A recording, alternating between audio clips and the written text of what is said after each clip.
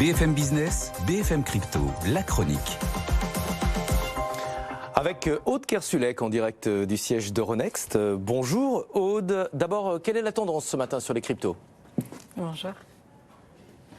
C'est assez plat, hein. Il ne se passe pas grand-chose depuis 24 heures. On était pas mal remonté pendant le week-end sur les crypto-monnaies et on est très stable. Le Bitcoin qui se négocie à 23 414 $. La même chose pour l'Ethereum qui ne bouge pas beaucoup, 1627 $. En fait, on n'a pas vraiment de catalyseur qui permet d'engranger une hausse. Mais bon, la bonne nouvelle, c'est que ça ne baisse pas non plus. Dans l'actualité, cette sortie du patron de la SEC, c'est le régulateur des marchés financiers aux États-Unis. Il a déclaré, juste après le G20 Finance, il a posé des questions sur l'avenir du Bitcoin et des autres crypto-monnaies. Évidemment, ça jette un froid.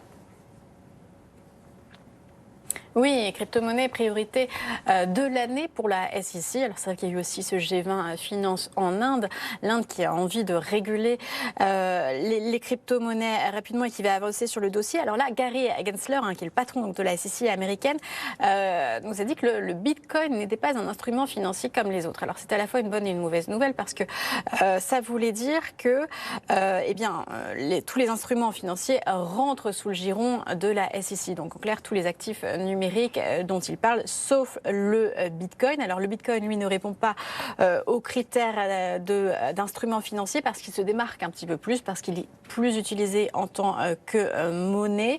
Et les autres actifs numériques, les autres crypto-monnaies sont, eux, plus spéculatifs, explique Gary Gensler, en disant que le public anticipe des profits basés justement sur ces actifs.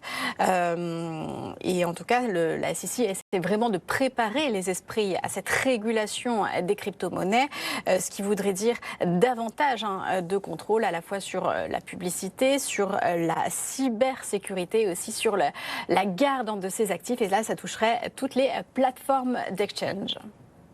Merci beaucoup Aude Kersulek.